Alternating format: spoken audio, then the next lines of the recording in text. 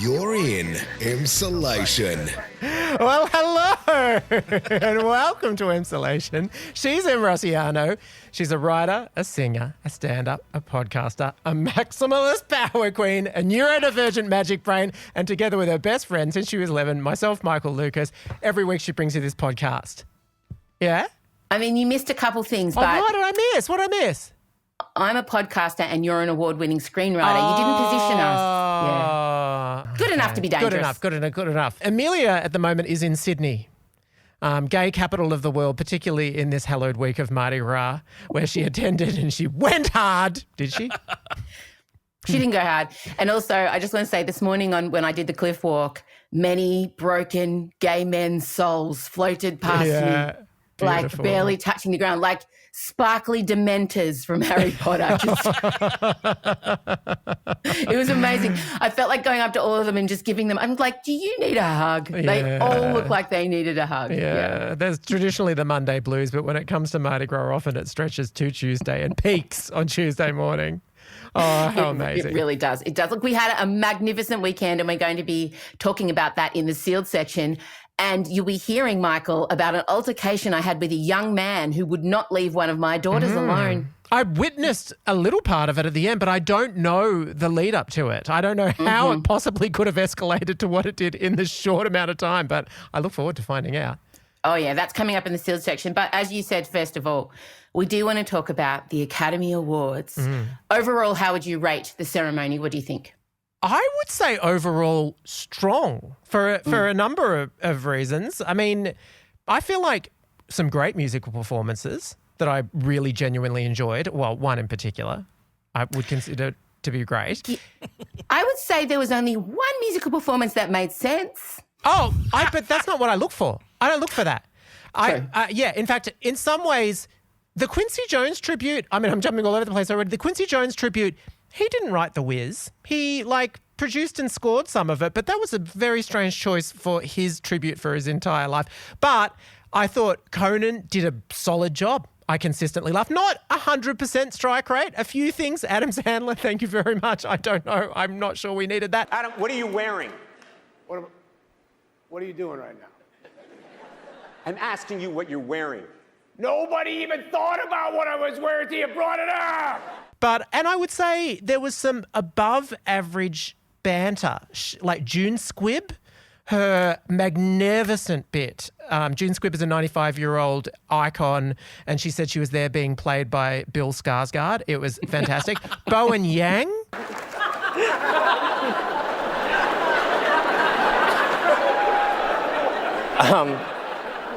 Guys, I thought we were all doing this.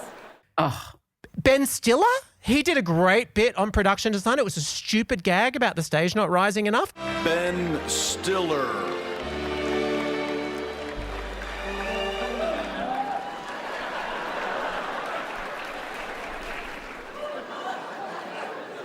Production design. Just was really solid and he brought it home. And so, look, it was long, but I would say it was an above average for the Academy Awards for me. Above average. You? It needed to be. I mean, the absolute chaotic lead up and the flip-flopping of best movie and then the controversies and then that movie goes down. Then there's another controversy. Then someone's being a racist, Islamophobic and homophobic all in one tweet. And so are they out? And so I think the ceremony that happened is the one that we needed. It steadied the shit. I think, astonishingly, it is the shortest Oscars in the history of Oscars. I think they did manage to bring it in under 4 hours, I believe. I for once was not bored, and I'm all my traditionally I get excited about the Oscars. I start watching it, and an hour in, I feel like, oh my god, can I keep going? But I didn't have that this time. Cleansing heart. Let's go to the top of the ceremony. Start at the very beginning. Yeah, what a moment.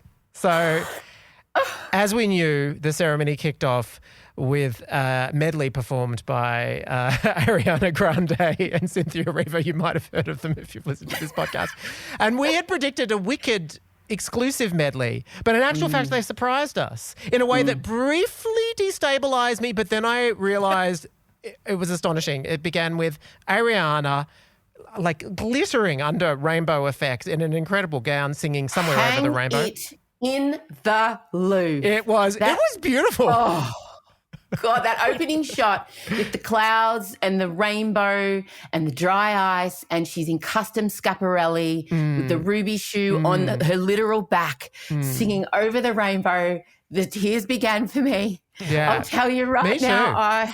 Yeah, I know. And I'm not a crier with that sort of stuff, but me too. And also she looked genuinely all close to overcome to be able to do it, which she's normally, I mean, she was still exquisite, but Perfect. You could see how much it meant. And then once she had, I mean, you could feel them itching to give even her a standing ovation for that, but then Cynthia comes out.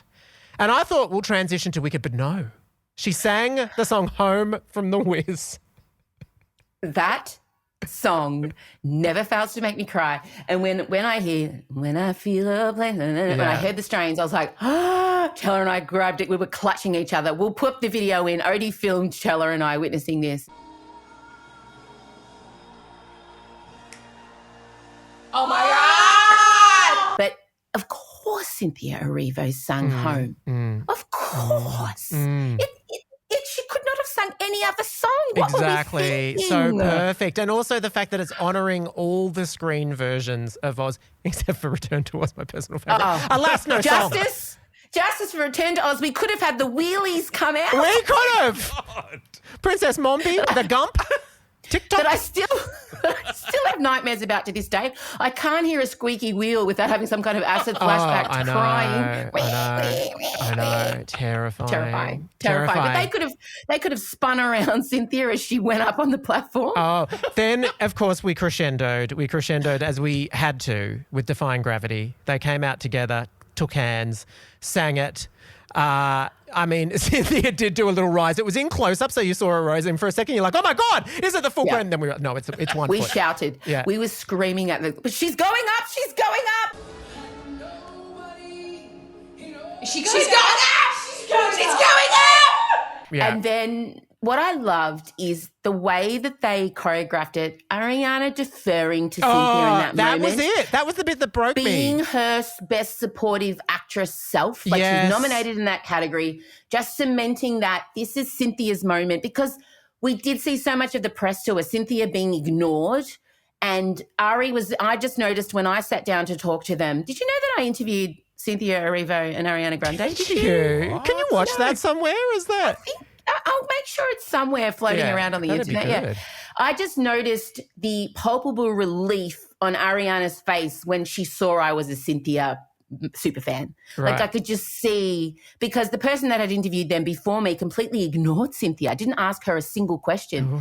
So I just know in that moment, and the shot of Ari looking on lovingly at Cynthia, Perfect. it was real. Yeah. And Cynthia got her flowers while literally wearing a vintage Vera Wang floral, beautiful dress with real flowers. She got her flowers, wearing flowers. Oh, could have been from the Outgrown tour. Could have been. But also the fact that they won nothing, and then when you look at the energy in that room, everybody got up. People, it was like a church. It was like a revival. They personally won nothing, but the film won design. Oh yeah, costume, no, but and the fact costume, that those two women who just within the space of 5 minutes evoked that kind of emotion from a room of hardened industry people.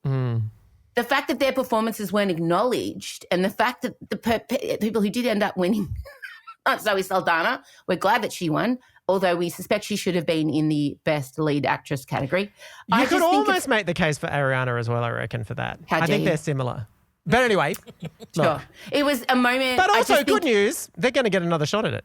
Thank God. Thank God. But also, I can't think of a better Oscar opening. There was something about it as well. It did make me think, like, when the world became obsessed with movies was like 100 years ago and a bit, and when Wizard of Oz came out was in the 30s, when the world felt so out of control and scary and people just wanted to go into a dreamland. And I really felt that was what that performance was giving in a way. Like there was so much. And Conan O'Brien, in a weird moment of like sincerity, even acknowledged that when the world feels really chaotic, there is something that feels like you can just sort of escape, but also feel beauty and humanity and all those sort of things. And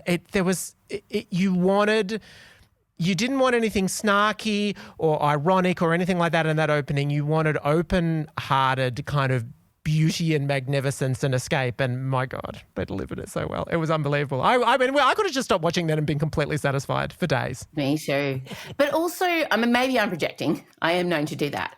But the moment in which Cynthia's singing and nobody, no wizard that there ever was. Oh, totally. Spoke to the moment. Trump. Yeah. She's singing this to the moment. She's singing this to the American people, to people of colour, to trans people, to everybody who feels like, they're under attack. And she's looking straight down the barrel of the camera. Is ever going to bring me down? And I'm just like, I felt it was electrifying. It was so great. I know. So I saw someone tweeting, I want them to do the Super Bowl halftime show. And I'm like, let's do Broadway. 100 It's a little million. off-brand for the Super Bowl halftime show, but I would watch. Totally. I agree. I loved it so much. Let's move on to our favourite agent of chaos, Kieran Culkin. Yes. Kieran took out, as we all suspected he would, Best Supporting Actor for A Real Pain, and delivered another Chaotic. noteworthy speech. Yeah. What was your take on the speech? Well, it genuinely surprised me. He got up and the first thing he did was give an extravagant tribute to Jeremy Strong, who played his brother in Succession. By the way, Jeremy, you're amazing in The Apprentice. The juice there is, famously, Jeremy had a very particular acting style that wasn't necessarily beloved by the rest of the people on the production. There's been some speculation that there's, if not bad blood, then just they're not into each other. And 100%. so Kieran... That felt like a scene out of Succession. That felt like Kieran saying, sucked in, the first time I'm going to acknowledge you for this whole Oscars lead up. He has not acknowledged Jeremy once. And then he does it in the speech.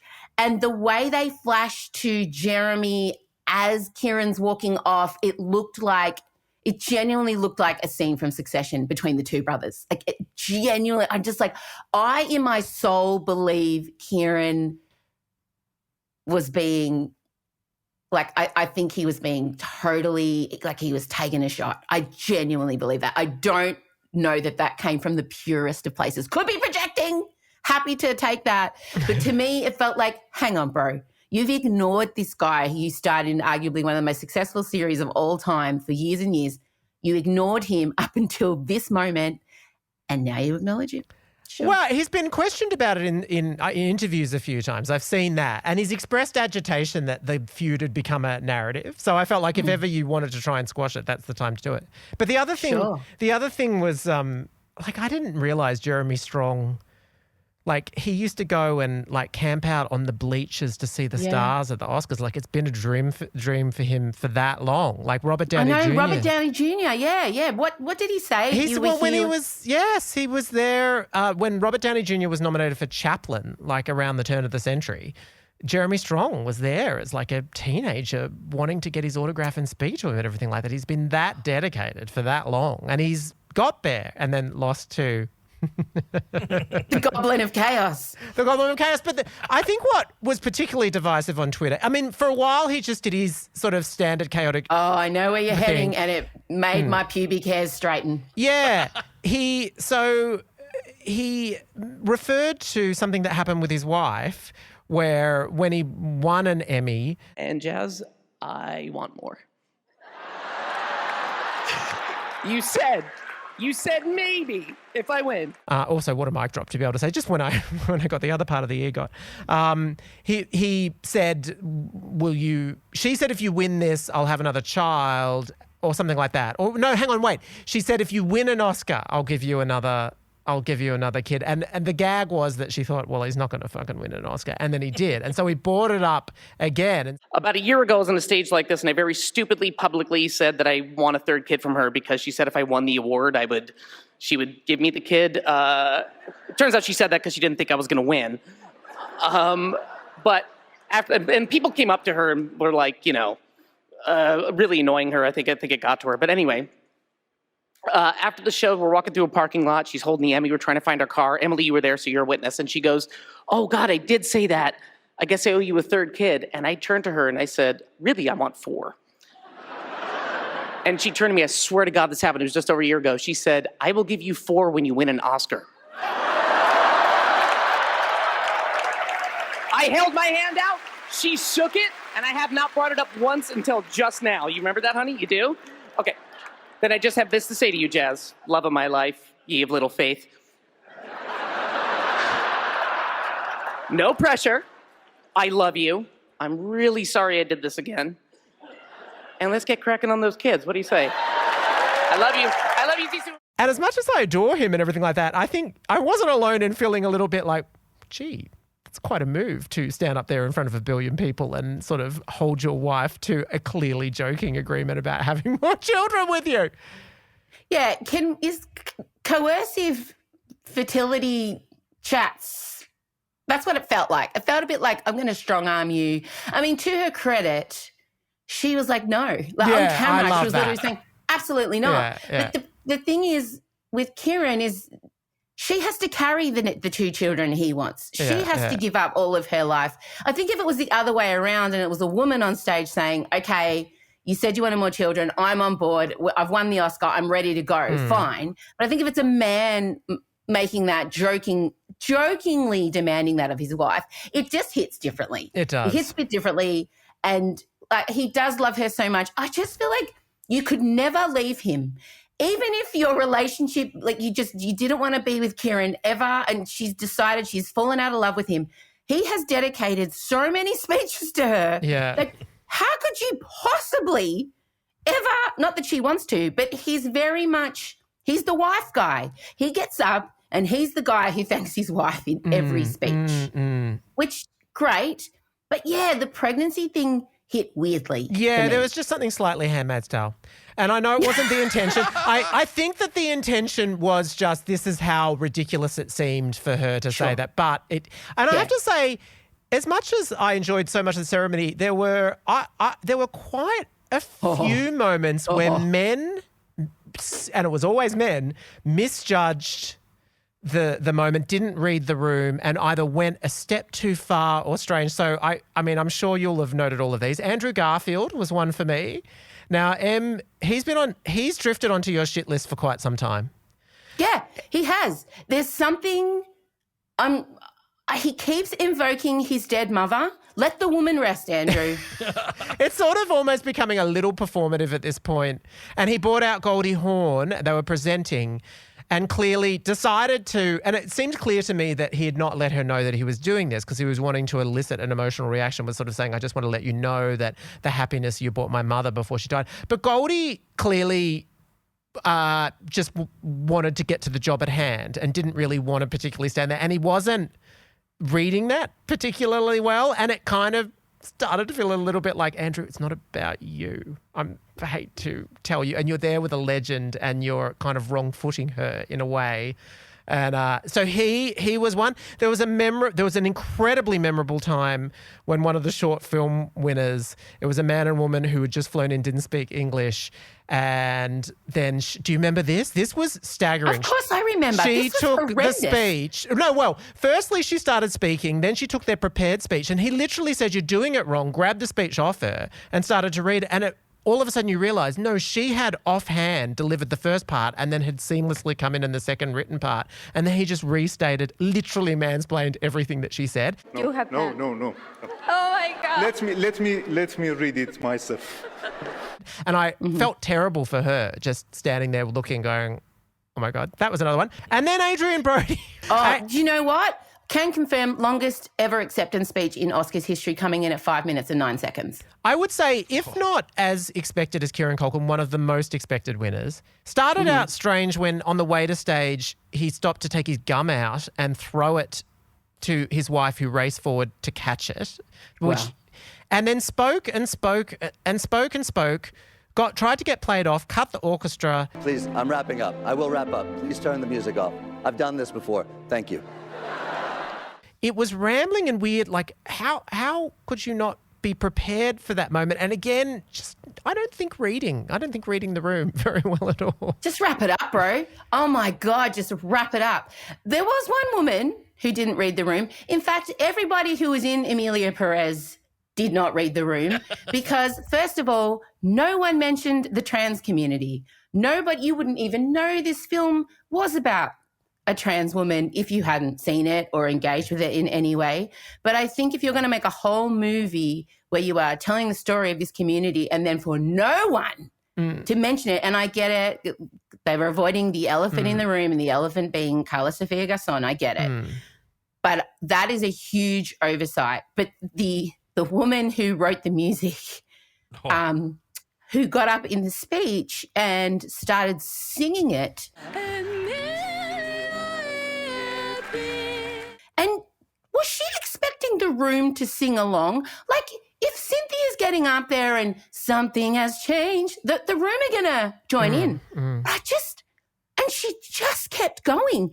And she's looking around, and even her husband, who's her composing partner, turned away out of embarrassment and was kind of half-assing some harmonies so he didn't get in trouble in bed later on. But I have never internally cringed harder at any moment at the Oscars, and I'm including the slap in this moment. Yeah. And then all of Mexico has turned on her and the film about it. But that was wild. Don't you think she kept going? Yes, although the difference being there was I was cringing, but I was also entertained. With Adrian Brody, I was... Can I also say one other weird fact about Adrian Brody that apropos of nothing, I did not realise he was together with Elsa Patatsky before she was together with Chris Hemsworth. They were in a long-term relationship. Did you know that? That's his ex. I did not know. And did you know that, his current wife was Harvey Weinstein's wife, was together with him when it went down. And so he's the stepfather to Harvey Weinstein's kids. So when he sort of said, I know we've been through a lot, he was referring to the fact that in her last marriage, her husband was revealed to be one of the worst sex predators the planet has ever seen. And now she used to go to the Oscars with Harvey Weinstein when he, was always there. And now here she is again. I mean, not that in any way I'm not wanting to, it's just I did not know that. I did not know that. I did not know that either. And finally, before we wrap up on our Oscars chat, we must discuss the most contentious and, quite frankly, we were not sure who was going to win the best film. And it went to your Anora. favourite film. My favourite film. No, wasn't it your favourite of the ones you'd seen that were nominated? Yes. Which isn't to say that I think it's a perfect film. I've got issues with parts of it. But do you think it deserved the Oscar for best film? There's no film that I would have put above it. So out of the batch that were there, for me, this was a really interesting year because there were a lot of really good films, which made it fascinating. But there was no, look, I would have been happy for Wicked to win as well. Like, for example, 100%. I love that Titanic won back in the day, even though I can acknowledge there's some not great parts about Titanic. But I feel like it's a classic that'll be there forever and it just feels appropriate. And I feel like Wicked would probably be there forever. But certainly the film that I went to that I was the most gripped with and swept up in and everything was probably Anora. So in that sense. And also, look, it was a surprise to us, but if you watch the Producers Guild Awards and the BAFTAs, it was starting to sweep. So perhaps I just wasn't, I wasn't being observant enough. My husband was. He tipped it. He thought it was good. Well, he and I actually decided that at Mardi Gras, didn't we? We said Anora was the Greens, essentially. It's everyone's second favourite film. Yeah. I'm going to step back on my statements around Demi Moore. I cannot believe that young girl, Mikey, what's her name? Madison, Mikey Madison. I cannot believe in 2025 she won Best Actress when they did have a film directed by a woman in The Cursed Substance and also starring a woman over 55 who's an industry legend. They also had Cynthia Erivo, a black woman going to be the youngest EGOT. The film's directed by, an Asian man. Like, they had so many other options, but instead they went for the lead actress who's a small, young, white lady in a film about sex workers have you through seen the the film? lens of Have a you white seen man. it, though? Have you seen it? No, I'm not. I think it's got to be based on what they think's the best performance, though, first and foremost. But do you think, but was it the best performance? Was she better than Cynthia and Demi? Because you never mentioned her once in discussing it. Yeah, I mean, I think the thing about it is she's in pretty much every frame of that film, like the whole film. Like it's called Honora. She's the title character. She's the only one that's the title character. And it stays in her perspective the entire time. And without her, this risky film, if she's not there present, and what she goes through is like I do feel like the whole film rests on her shoulders, and it does on Demi to a certain extent, split with Margaret, and it does on. But I definitely understand that they clearly love that film, and if you really love that film and think it's the best film, then her contribution as the person who was there in close up every frame of that 3 hours telling the stories, it's sort of hard to not place her at the center of. Like I understand, but having said that, of course, like weirdly, my first thought was, I felt bad for Demi. I did too. It was like the substance playing out in real life. Yeah, but I mean, again, I it's not that I don't want to take anything away from her performance and what she did. But you've got to watch it. You've got to watch it. I know. And you bang out the substance endlessly. You're like a foul weather friend. Now that things have turned for it, now you're into it. Isn't that what you want? Don't you want the friend that shows up and everything's gone to shit? Maybe. I do think you should see them. See the films. I do. No, I'm looking at this from the perspective of the optics on it all. Yeah. You know, like a totally unbiased, well, maybe not unbiased, but I think just when I lay awake last night thinking about it, of course that film won. Of course that film won Best Film. And look, thank goodness they did happen to mention sex workers and the community they were covering, unlike the Emilia Perez people not mentioning the trans community. I don't know, there's something, it's this story told about a sex worker through the lens of a straight middle-aged white guy. We've had this story before. I don't think this is a groundbreaking lens. I don't know. It just made me feel weird in my ethics place. And not to take away from performances and, you know, but the optics on it for me was the Academy voters had an opportunity to really make some statements this year. And the films are all, I wouldn't say there was a clear leader on, this film is out. It's not like a Moonlight where everybody knew that film was head and shoulders above the rest, right? Well, except for the fact that La La Land was a predicted winner that year.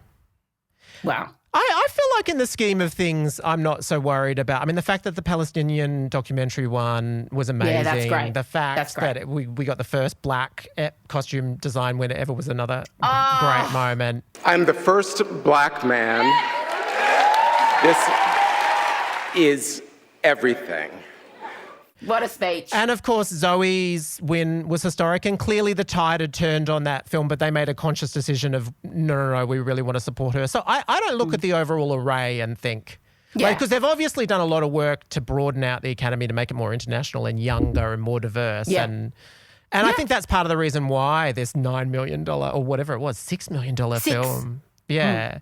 Won. Can you put that into perspective for people who think that sounds like a lot of money to make a film? Yeah, I mean, what was Wicked must have been like about 150 or something like that. So, I mean, and you can see it, obviously. I'm not like you when you go and see. And this is a raw, rough and ready kind of a film. Like it's on the street in the clubs with her. And it suits this kind of film to have that kind of indie energy really out there in the grit. There's no planting of 5 million tulips in Honora. Thank God they won for set design, because that one person who put all those bulbs in. I know. Got their flowers, quite literally. We got their fucking flowers. But also I would say the other thing is it's such a low budget film again. I mean, that does put intense pressure on Mikey Madison. It means that she's having to do 10 scenes a day back to back to back. And so to perform at that level at 25 to sell that complexity of story. Having said that, I think weirdly it is sort of like the anti-Pretty Woman. It's unpacking the kind of fantasy of Pretty Woman and completely, you know, giving you a different perspective on it. For me, I can't. I'm really intrigued to see what people think of the ending. It kind of undid a lot of the work of me. I don't question as much his commitment to his other film was Red Rocket about a male sex worker, and it's clearly, I think, a passion topic for him. Yeah, but these are always marginalised characters, or they're presented in a really sort of fetishized or like Pretty Woman. I mean, as much as God bless Julia Roberts, it wasn't exactly a searing insight into the profession. But yeah, it did. The ending made me feel conflicted about the film as a whole. But I thought it was one of the best films of the year. So okay, but I feel bad for Demi just because when is another one like that going to come again? Yeah. I do. I'm happy to be a hypocrite and flip-flop. You know that. I'm not so in love with my opinions and ideas that I'm not willing to be educated and changed. And I, in that moment, instantly felt for Demi, which says that maybe deep down I did want her to win. I don't know what it says. Let's not delve too deeply into it. I just think it was a great story apart from anything else. Yeah. The fact that she's, in her 60s now Yeah. and she's been working for so long and the fact that it's like your peers as well. You've been in this industry for 40-something years and to have your peers and to there is a bit of irony and to lose it to a 25-year-old. There is no question. Absolutely. All right, well, if you could hit the cleansing heart, please.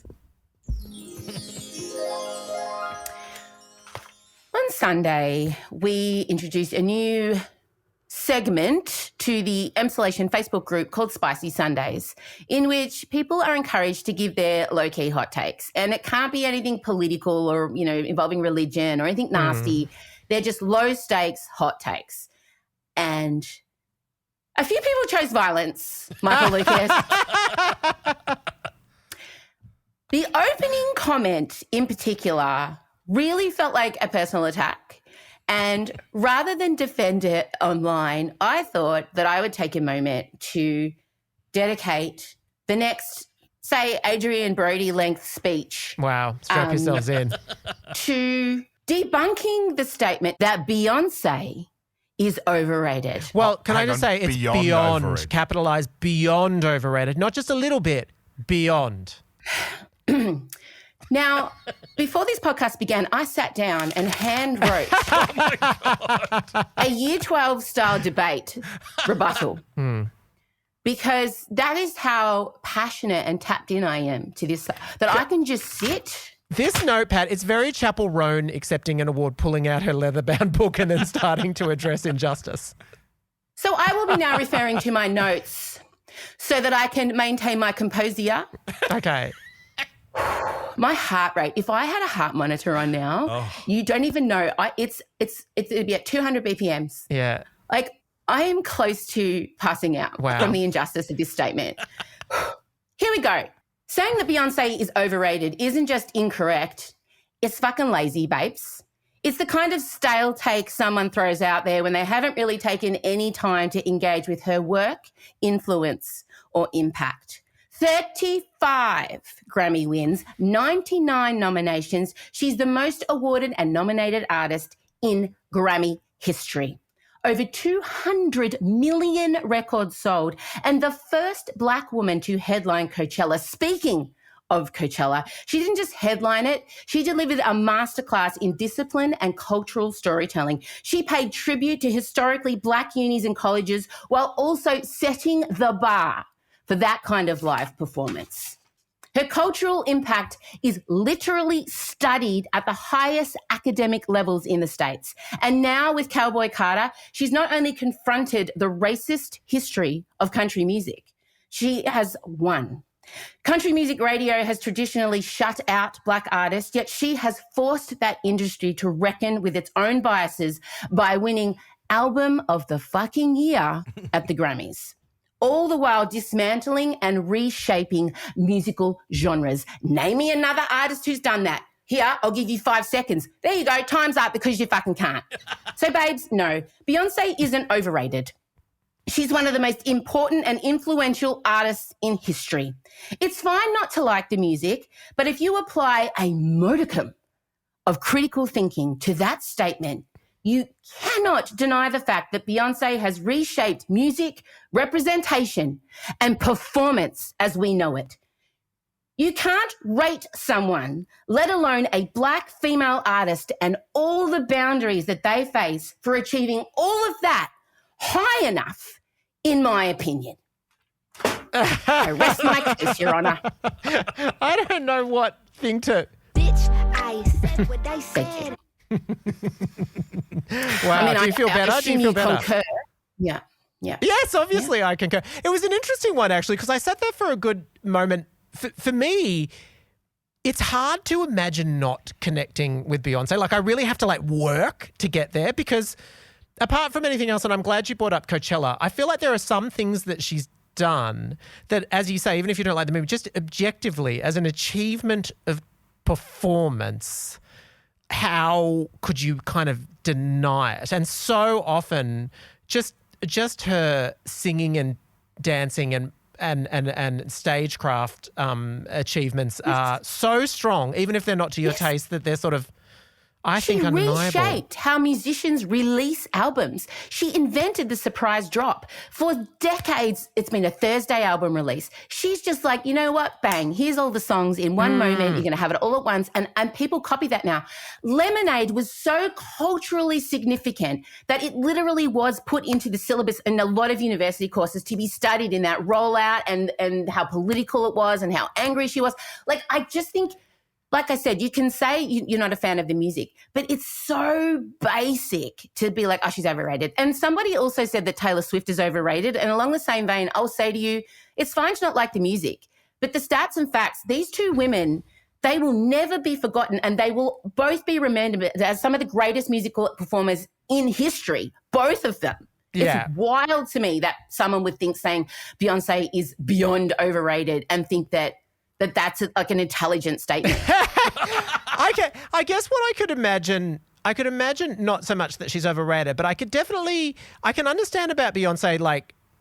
I can see that there are people that they tune into people like maybe Pink or even Billie Eilish has it a bit too, because they're a bit loose and sassy, and there's a lot of, they're great in interviews and they do. They're relatable. Whereas Beyonce is not relatable. And she's also not relatable, and she's not really, I wouldn't say she's the most spontaneous. I mean, I do think she cuts loose on stage sometimes, but she's not the most spontaneous. Nah. Like everything from her Instagram. And I do understand that you could, if your engagement is you want to feel like you relate to the person, you want to see some loose spontaneity from you, then she's probably not the artist for you. But that doesn't. Yeah, I mean, I feel like at the end of the day, if pop performance was an Olympic sport, I think we'd all have to agree that for literally the past 25 years, Beyonce is who the United States would have sent, because who could possibly have have that full combination of incredible vocal chops, incredible performance skill on every level. She's unsurpassed. Ben selected another hot take that we haven't seen. Okay, what have you got, Ben? Well, we had also Emslater Belinda saying Marvel and DC, same. Well, this one... Oh, look. I need... Yeah, you take it. Well, I'm in basically Marvel and DC, is she saying all those superhero movies are feeling the same, or is she saying I can't differentiate between the two of them? I feel like she's saying can't differentiate, but I think that's wrong. Yeah, I can, because the weird thing is, for me, I've always been inherently a DC person, and obviously over the past 15 years, Marvel has been the kingpin and DC has been floundering, because I was raised on Superman and then Batman. They were my two, and I had a love of Wonder Woman as well. Press hi, gay. So my heart was with DC, forged by Christopher Reeve's Superman, I've got to say. But I think DC dominated the 90s, which is when we were absorbing all that culture. I think it's fair to say Marvel took the noughties, but DC owned the 90s. Yes, and the question is this year, Marvel is in a bad way.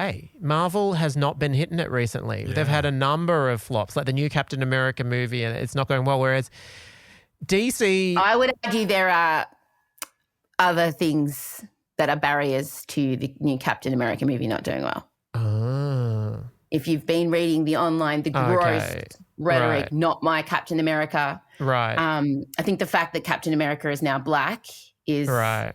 Which is gross, is playing into that. I also feel like after they finish their Avengers trilogy, it got so pushed so far with so many shows and so many, like, to actually keep track of the world became like a full-time job that I'm not up for personally.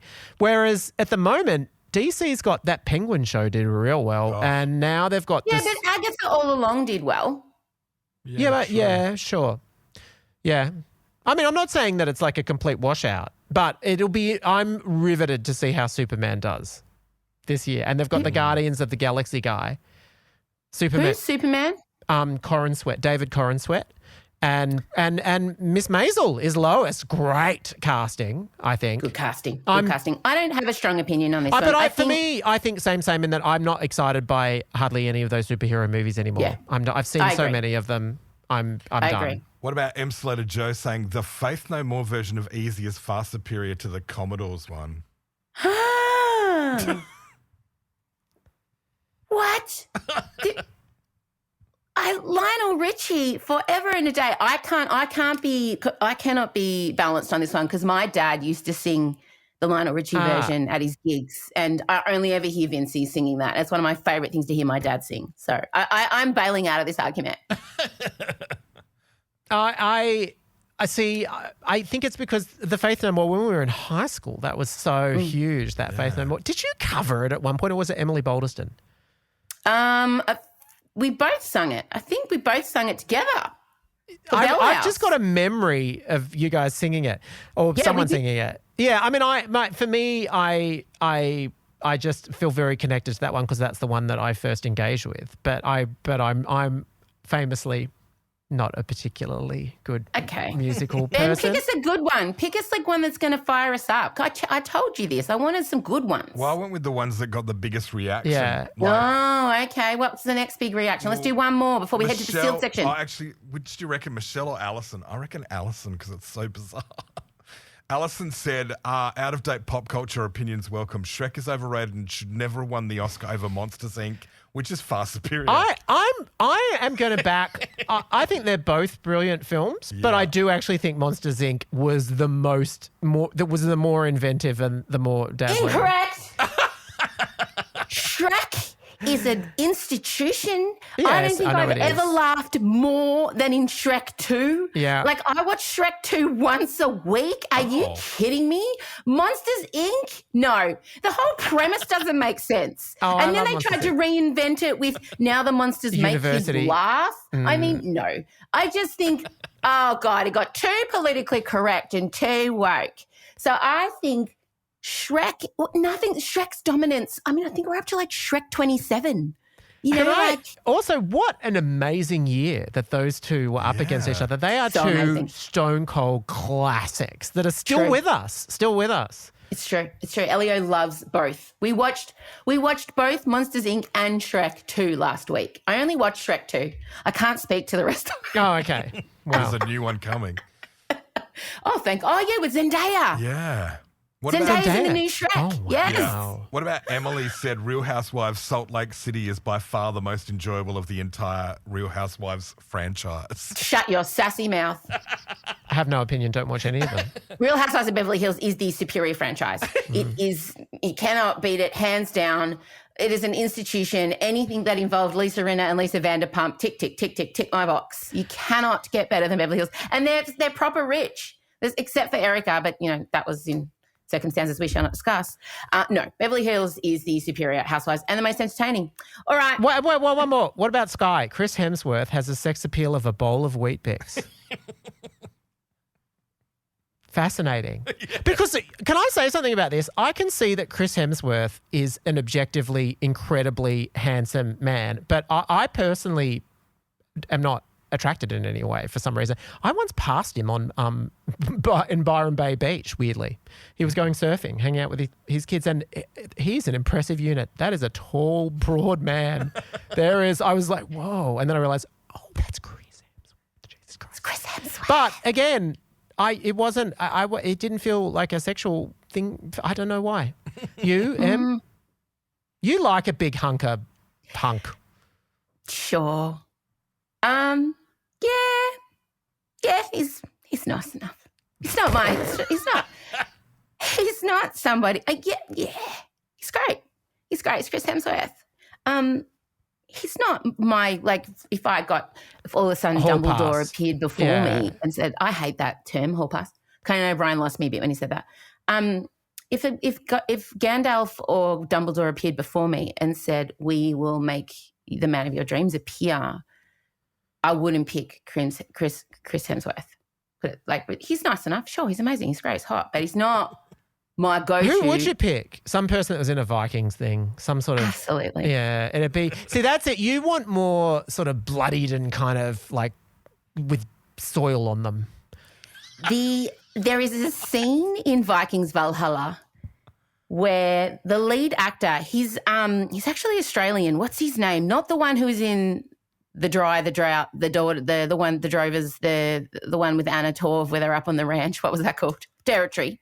Oh, not yeah, the guy, the other guy. Ben, you know his name from Vikings Valhalla. Right now. And there's a scene towards the end of the series where he kind of breaks free from slavery and he appears all oiled up and tanned and hairy and ripped and he's just fought for his freedom. And I screenshotted that and sent it to the family group chat. And like Scott, Chella, Odie, everyone was just in agreement. It was like, that is just pure animal sex. And then Chella hit that moment. She then went and watched the entire series of Vikings Valhalla just for that moment. And then she was giving me updates. She was flying back from Europe and she was sending updates about where and she said she had to keep pausing it because the animal magnetism coming from that moment for me, and I'll get it and we'll put it up somewhere. If that to me is sex. I love that this is your family group chat. It's a cure chat. for menopause. Oh, his name is Sam Corlett. Oh, God. In Vikings Valhalla, that moment, I can't speak to the rest of his body of work, but if you were to say to me, what is your sexual fantasy, it would be him appearing from the ensuite bathroom, with all respect to Scott, and looking like that. And I would just burst into flames. It would be over. It would be a giant black smoking hole where my vagina is. Over. Aren't you sorry you asked? I'm thrilled. I'm also thrilled to honestly learn that that's what the family WhatsApp chat is about. I can't wait for the hello moment when Elio gets added and then he scrolls back and goes, Jesus, my whole upbringing, my family have been thirsty. Our family group chat is 99% passive-aggressive memes with the words you written in capital letters underneath it. Just pointing out each other's personality failings with memes. All right, well, that's it for this week's Ep Guide. You've gotten 48 minutes on everything. We're going to be moving into the sealed section where we will be discussing my birthday at the Mardi Gras. You'll hear how I got into a quite aggressive argument with a young man who would not leave one of my daughters alone.